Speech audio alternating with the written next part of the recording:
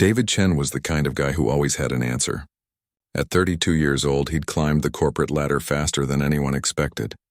He worked at a big data consulting firm in Seattle, the type of place where everyone wore expensive watches and talked about numbers like they were solving world hunger. David was their golden boy, their youngest senior consultant, and honestly, he knew it.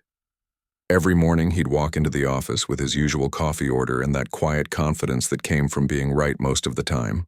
His co-workers would stop him in the hallway to ask his opinion on projects. His bosses trusted him with their biggest clients. And those clients? They paid serious money just to hear what David had to say. He'd spent years studying patterns in business data, predicting what would happen before it happened, and watching his predictions come true again and again. The thing about David was that he genuinely believed he'd figured out how the world worked. Not in an arrogant way, at least not in his own mind. He just thought that if you had enough data, enough charts, enough spreadsheets, you could solve any problem.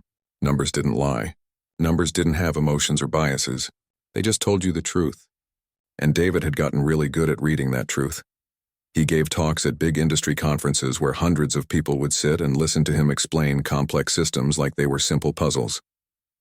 He never stumbled over his words, never second-guessed his conclusions. When someone in the audience would challenge him, he'd respond with more data, more proof, more reasons why his way was the right way. And usually by the end of the discussion, that person would nod and sit back down. David had that effect on people. His apartment reflected his success too. Floor-to-ceiling windows overlooking the city, modern furniture that looked uncomfortable but cost a fortune, and a home office filled with monitors and the latest tech. He'd worked hard for all of it, putting in 80-hour weeks when he was starting out, learning everything he could about predictive modeling and business analytics. Now he was reaping the rewards, and it felt good. It felt like proof that he'd done everything right. Then came the Global Tech project, and David jumped at it immediately. Global Tech was a massive retail company, the kind with stores in every state and a brand name everyone recognized. But they were bleeding money, especially from their physical stores. People were shopping online more, and Global Tech hadn't kept up with the changes. Their stores were outdated, their inventory system was a mess, and their profits were tanking. The executives at Global Tech were desperate for someone to tell them how to fix it. David spent 3 solid weeks diving into their data. He analyzed sales figures from every store, studied foot traffic patterns, examined inventory costs, and compared everything to industry trends. He barely slept during those weeks, living on coffee and takeout, his mind constantly churning through numbers and possibilities. But that was how he worked best, totally immersed in the problem until the solution became crystal clear. And it did become clear. The answer was so obvious that David was almost surprised Global Tech hadn't figured it out themselves. They needed to close most of their brick-and-mortar stores, the ones that weren't making enough money, take all that saved money and pour it into their online business. Build better websites, faster delivery, smarter advertising. Plus, David had designed this new artificial intelligence system for managing inventory that would cut costs even more. The math was simple. Close 60% of the physical locations, go digital, and Global Tech would be profitable again within 18 months.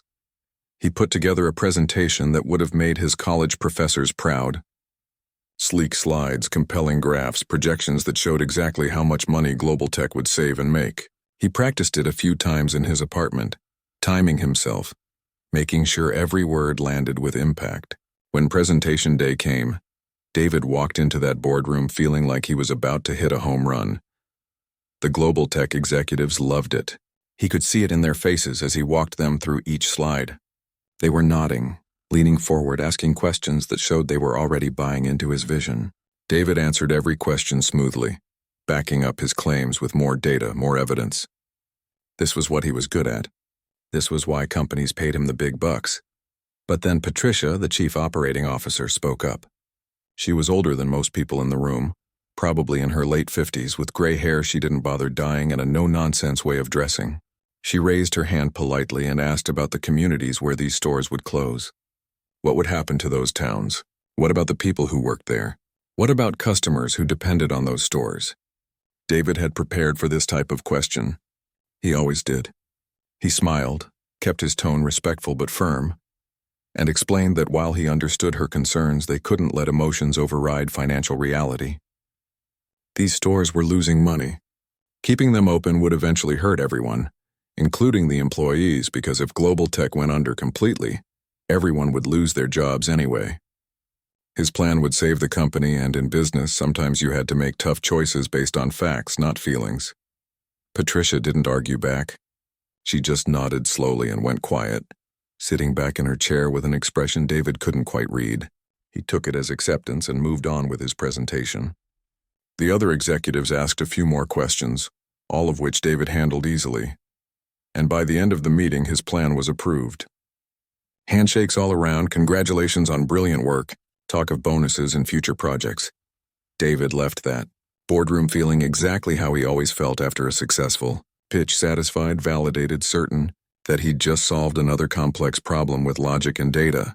He went out for drinks with his team that night, accepted their praise, and went home to his apartment feeling like he was exactly where he was supposed to be in life.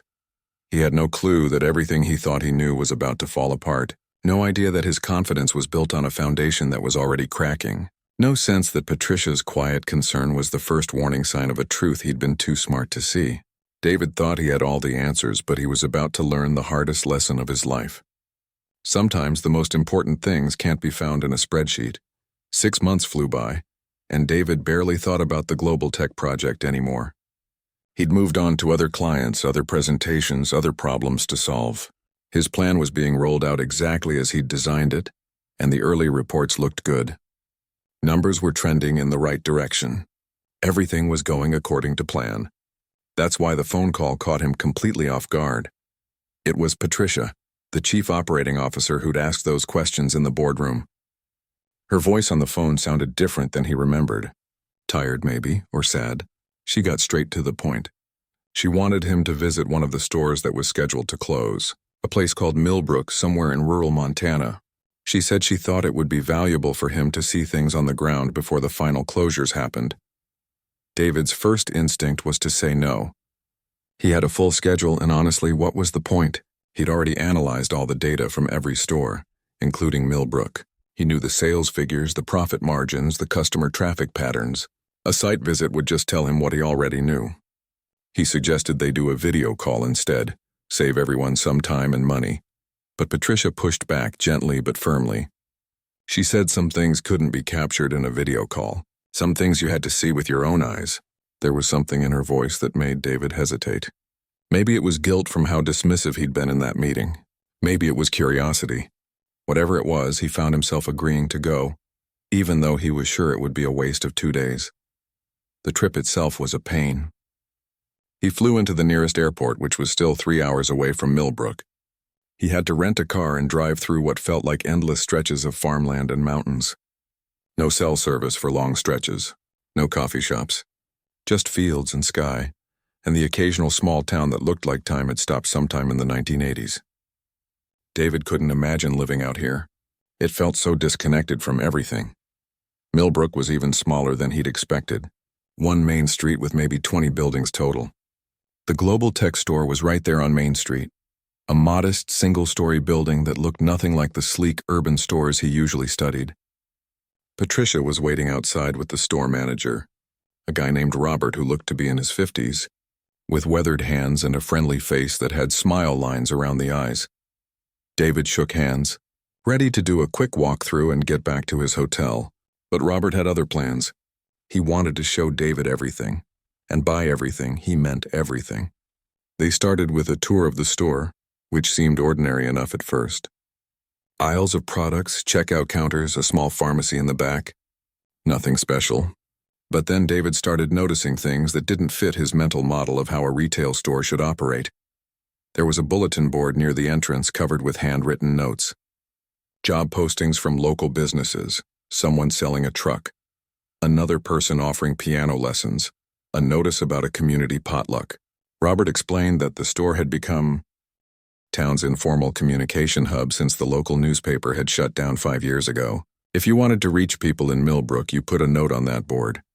In the pharmacy section, David watched the pharmacist, an older woman named Betty, talking with an elderly customer. She knew his name, knew his medications, asked about his wife's health. The conversation took 15 minutes, way longer than any efficient transaction should take. But Robert explained that Betty was often the first person to notice when elderly residents were having problems. She'd caught early signs of strokes, depression, medication mix-ups. She'd probably saved a dozen lives over the years just by paying attention. Then Robert showed him the back office, and that's when things got really interesting. He pulled out spreadsheets that David had never seen, documents that never made it to corporate headquarters. They showed a whole system operating beneath the official numbers. Payment plans for families going through hard times, letting people buy groceries on credit when money was tight. An employee fund that gave small emergency loans to community members. Records of bartering arrangements where people traded services for products. David felt his professional instincts kicking in. This was all highly irregular. It probably violated corporate policy. It definitely wasn't standard retail practice. But Robert just smiled and said this was how they kept the town functioning. Millbrook didn't have much. The nearest hospital was 40 minutes away. The school had consolidated with another district. Young people mostly left after high school. This store was one of the few things holding the community together. As the day went on, David met more people. Employees who'd worked there for decades. Customers who came in not just to shop but to socialize because they lived alone. And the store was the only place they saw other people. Parents who brought their kids after school because there was nowhere else safe for them to hang out. A delivery route Robert ran personally, bringing groceries to homebound residents who couldn't drive anymore. By evening, David was sitting in the store's break room with Robert and a few employees listening to stories. There was the time the store stayed open during a massive snowstorm, so people would have a warm place to go when the power went out. The single mom who got her first job at the store and used the employee discount to afford school clothes for her kids. The veteran who came in every day just to talk because he struggled with loneliness and everyone at the store knew to check on him. David felt something he wasn't used to feeling. Discomfort.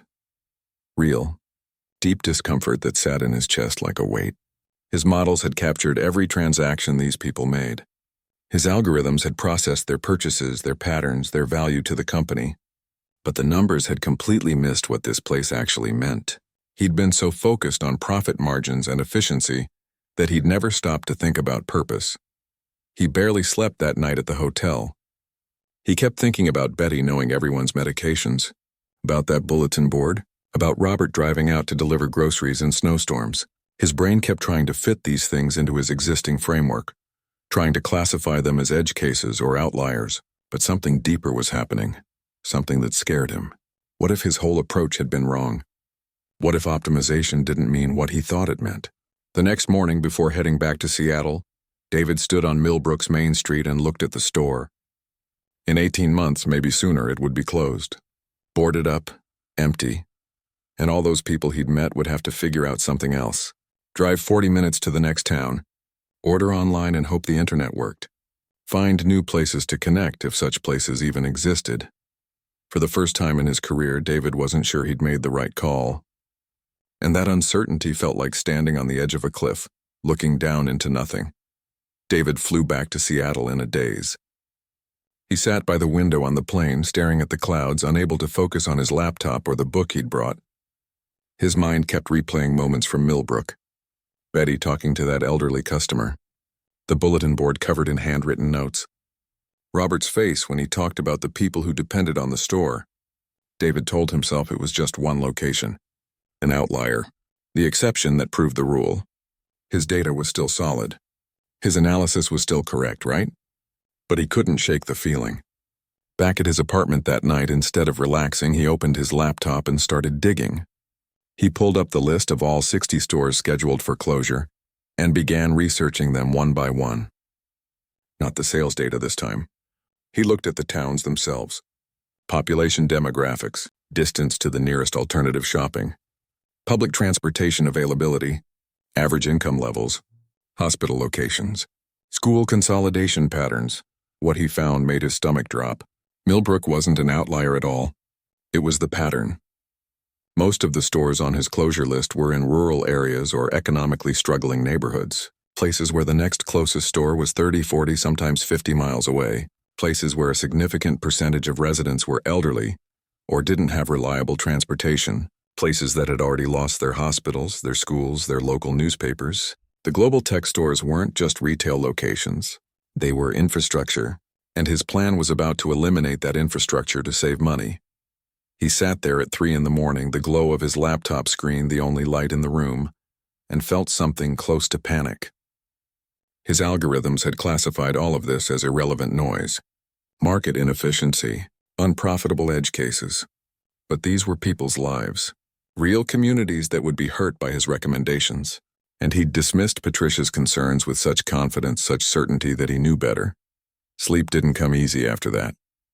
David would lie awake replaying that boardroom meeting, cringing at his own words, the way he'd talked about emotional considerations versus financial reality, like those were two separate things, like reality was only what showed up in a spreadsheet. He started having stress headaches, something he'd never dealt with before. His girlfriend noticed he was distracted, distant, but he didn't know how to explain what he was feeling. He tried talking to his mentor at the consulting firm, a senior partner who'd guided his career for years. David explained his concerns about the closure locations, about the communities that would be affected. He suggested maybe they should revise the recommendations, take a more nuanced approach that considered social impact alongside financial metrics. He even proposed a phased rollout with community investment programs. His mentor listened patiently, then told him something that hit like a cold slap. Their job wasn't to be social workers. Their job was to maximize shareholder value. That's what global tech was paying for. That's what kept the consulting firm in business. If David wanted to help communities, he should join a nonprofit. But in the corporate world, you had to make decisions based on bottom-line results, not feelings. David left that conversation feeling worse than before, because his mentor wasn't being cruel or heartless. He was just stating how the system worked, how David himself had operated for years without questioning it. Make the numbers better, solve the problem you're paid to solve, move on to the next client. Simple, clean, profitable. But it wasn't simple anymore. David started noticing things he'd been blind to before. Articles about rural hospital closures and how they led to higher mortality rates, studies on food deserts and health outcomes, reports on social isolation among elderly populations, economic research showing how the loss of each community anchor accelerated decline in struggling towns. He'd been so focused on optimizing Global Tech's balance sheet that he'd never thought about what his optimization actually meant in the real world. The worst part was that it was too late to stop it.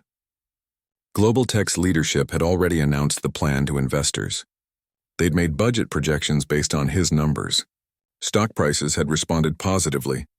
Closing stores was now part of their official strategy. When David tried to raise concerns in a follow-up meeting, he was politely but firmly told that changing course now would make everyone look incompetent. The board had approved the plan. Investors expected results. The wheels were already in motion. David tried to bring it up one more time, sending a detailed email to the project lead outlining his new concerns. He got a response within an hour. The tone was friendly, but the message was clear. They appreciated his thoroughness, but the analysis had been done. The decision had been made. Perhaps David was overthinking things. Maybe he needed a vacation. Was everything okay? That's when David realized he wasn't just dealing with a bad recommendation. He was dealing with a system where bad recommendations couldn't be fixed once they'd been approved. Where admitting you'd missed something important meant admitting weakness. Where changing your mind based on new information was seen as indecisive rather than wise. He'd been rewarded his entire career for being confident, for having answers, for never second-guessing himself. And now that confidence had locked him into a plan he no longer believed in, the stress started affecting everything. He snapped at his girlfriend over small things. He stopped going to the gym. He sat through meetings at work, nodding along while his mind was somewhere else. He'd wake up at night thinking about Millbrook, about the other towns on his list, about all the people whose lives would get harder because of decisions he'd made from an office hundreds of miles away. His girlfriend finally confronted him one evening. She said he'd changed, become obsessed with this project, constantly anxious and distant. She didn't understand why he was torturing himself over a work assignment that was already complete and approved. She'd fallen in love with the confident, successful guy who had his life together, not this worried, second-guessing version of him. David tried to explain, but the words came out jumbled and emotional. She looked at him like he was a stranger. That night, lying in bed after another tense conversation, David stared at the ceiling and faced a truth he'd been avoiding. He'd built his entire career on being the smartest guy in the room, the expert with the answers, The consultant who could solve any problem with enough data. But what if that version of himself had been wrong all along? What if expertise without understanding was just sophisticated ignorance? What if he'd been optimizing for the wrong things his entire professional life? He didn't know what to do with that realization. He just knew he couldn't unknow what he'd learned in Millbrook. Couldn't unsee the pattern in those closure locations. Couldn't unhear Robert's stories about the community his store held together. The truth had hit him hard, and there was no going back to the comfortable certainty he'd lived in before. David had thought he knew everything. Now he wasn't sure he knew anything at all. 3 months before the first wave of store closures was set to begin, David made a decision that would change everything. He couldn't sleep, couldn't eat properly, couldn't pretend anymore that everything was fine. Every time he saw a news article about rural America struggling, every time he passed a store in Seattle and thought about Millbrook, the weight got heavier. He'd tried working within the system, tried raising concerns through proper channels and gotten nowhere. So he decided to do something that terrified him. He started working on a report, not the kind of polished, client-friendly presentation he usually made. This one was raw and honest and probably career-ending. He worked on it late at night after his girlfriend had gone to bed, early in the mornings before heading to the office. He compiled everything he'd learned, not just about global tech, but about how his entire industry operated. How consulting firms like his evaluated success based only on metrics that were easy to measure. How they ignored context that couldn't be turned into numbers. The report included data he'd never bothered to look at before. Unemployment rates in the affected towns over the past 20 years. Mental health statistics and social isolation studies. Research on what happens to communities when they lose their last gathering places. Long-term economic impacts of retail deserts. He found academic papers showing how elderly people without local stores had higher rates of malnutrition and missed medications. How rural areas without community hubs saw increases in depression and substance abuse. David included case studies from other towns where big retailers had pulled out. The ripple effects that followed. Local tax revenues dropping, leading to cuts in services, property values declining, young families moving away. The spiral that happened when you removed one piece of infrastructure that seemed small on a spreadsheet, but was actually holding things together. He made graphs showing what his optimization would really cost, not in dollars for global tech, but in quality of life for thousands of people. The hardest part was writing the section about his own mistakes. How he'd been so confident in his analysis that he'd dismissed concerns from people who actually understood these communities.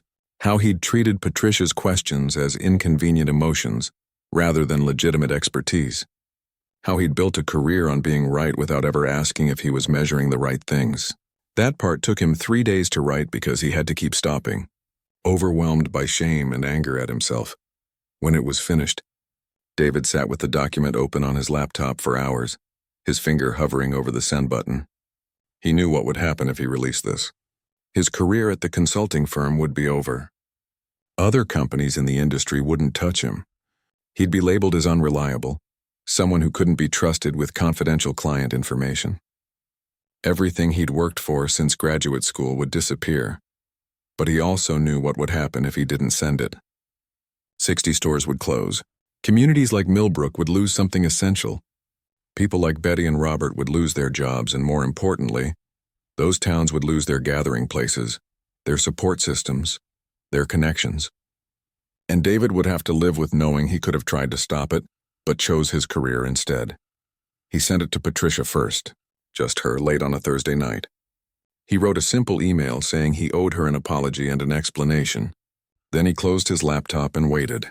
He couldn't sleep that night, alternating between relief and terror. What had he done? What was he thinking? But also, finally, he'd told the truth. Patricia called him the next morning. Her voice was quiet, measured. She asked if he understood what releasing this information could mean for him. David said he did. She was silent for a long moment, then told him she'd share it with Global Tech's board of directors. She also said something that stuck with him. She thanked him for being willing to admit he was wrong. In her 30 years in business, she'd rarely seen someone with the courage to do that. David didn't stop there.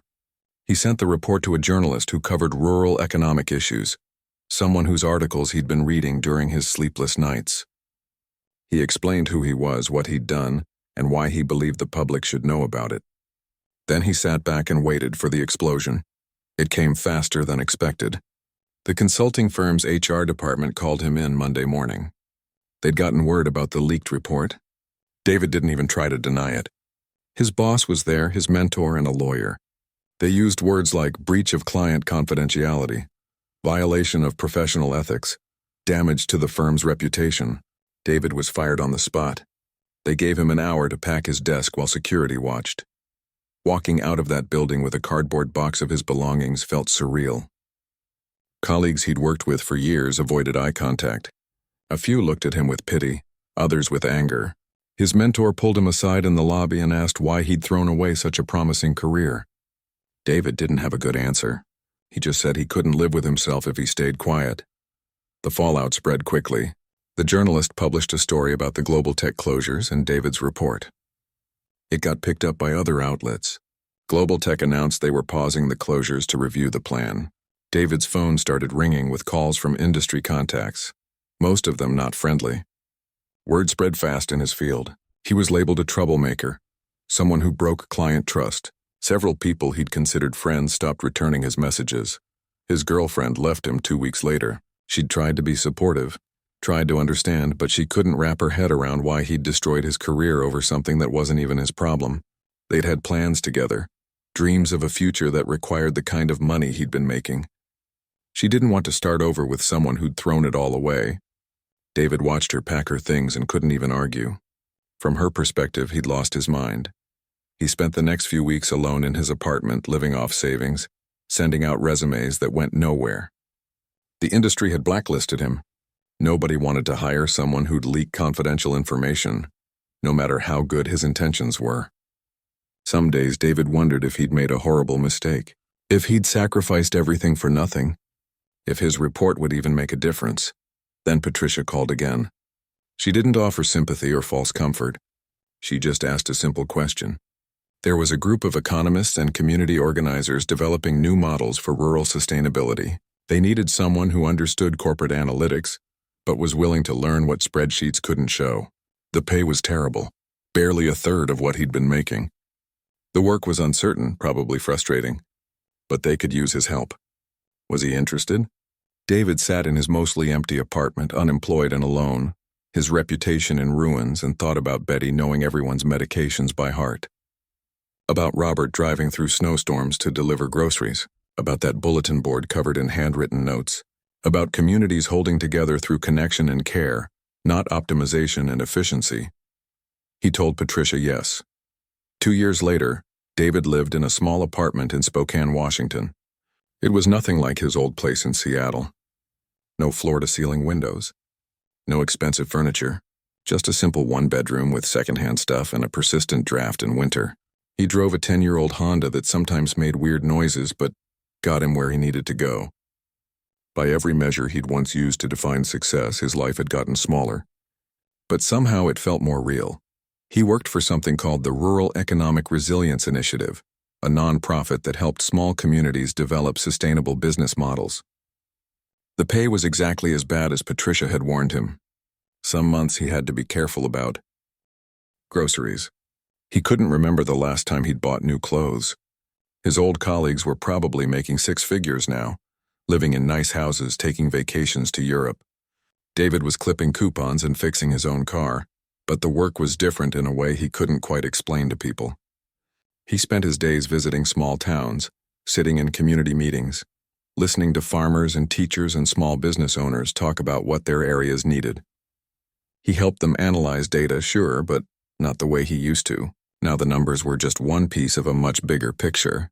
He'd learned to listen more than he talked, to ask questions instead of providing answers, to admit when he didn't understand something. His job involved a lot of driving through rural areas, meeting people in diners and community centers and church basements. He'd help towns apply for grants, develop cooperative business models, find creative solutions to problems that couldn't be solved with standard corporate playbooks. It was slow work, messy work, the kind where you couldn't measure success in quarterly reports.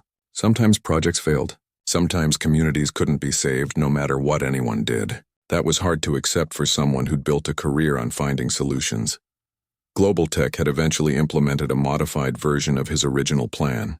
They closed some stores, about half of what David had initially recommended. But for others, including Millbrook, they'd tried something different. Hybrid models that combined retail with community services, spaces for local artisans to sell their work, partnerships with telehealth providers. It wasn't perfectly profitable, but it was sustainable.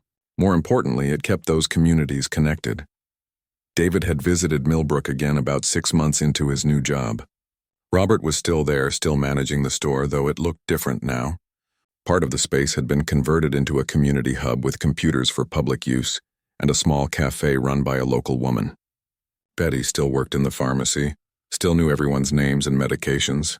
The bulletin board was bigger now, more organized, but still covered in handwritten notes connecting people to each other.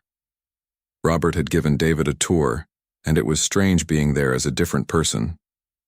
Not the confident consultant with all the answers, but just a guy trying to help in whatever small ways he could. Robert had shaken his hand at the end and said something David thought about a lot afterward. He said most people never admit when they're wrong, especially people who get paid to be right. The fact that David had been willing to lose everything to tell the truth meant something. It gave Robert hope that maybe the system could change, even if just a little bit. David sometimes ran into former colleagues at conferences. The nonprofit world occasionally overlapped with the corporate world at events about sustainability or community development. The reactions varied. Some people avoided him completely, like his failure might be contagious. Others would nod politely and move on quickly, clearly uncomfortable. But occasionally, usually the younger analysts, someone would approach him after a panel or presentation. These conversations always followed a similar pattern. They'd start with professional questions about his current work, then gradually become more personal. How did he know when to walk away? Did he regret it? What did he do when he wasn't sure if he was making the right choice? David would tell them the truth. That he still didn't have all the answers, probably never would. That doubt was uncomfortable, but often more honest than certainty. That sometimes being wrong and admitting it was more valuable than being right and inflexible. He'd started giving occasional talks about participatory research methods and the limitations of data-driven decision-making. Not the confident keynote speeches he used to give, but more humble presentations about what he'd learned from his mistakes, about how expertise without humility was just sophisticated ignorance, about how the most important things in life usually couldn't be captured in spreadsheets, about how listening to people who lived in communities was often more valuable than analyzing those communities from a distance. The responses to these talks were mixed. Some people dismissed him as someone who'd lost his edge, gone soft, couldn't handle the real business world. But others, especially those who'd felt the same doubts David once had, would tell him afterward that his story resonated, that they'd been wondering if there was a different way to work, a way that didn't require ignoring the human cost of their decisions. David's personal life had slowly rebuilt itself too. He'd started dating someone he met through the nonprofit, a woman who worked in community organizing and understood why he'd made the choices he'd made. She didn't care that he drove an old car or lived in a small apartment. She cared that he showed up for the work and genuinely tried to help people. It was a different kind of relationship than he'd had before, built on shared values rather than shared ambitions. He still had moments of doubt. Late nights when he'd wonder what his life would look like if he'd just kept his mouth shut, kept climbing that corporate ladder, kept being the guy with all the answers. He'd be wealthier, that was certain. Probably married to his ex-girlfriend, living in a nice house, respected in his industry. The old version of success. But then he'd think about the work he was doing now. The town in eastern Washington, where they'd helped develop a cooperative grocery store that kept food accessible when the chain store left. The community in rural Oregon, where they'd created a shared commercial kitchen that let small food businesses get started. The partnerships between towns that let them pool resources for things they couldn't afford individually.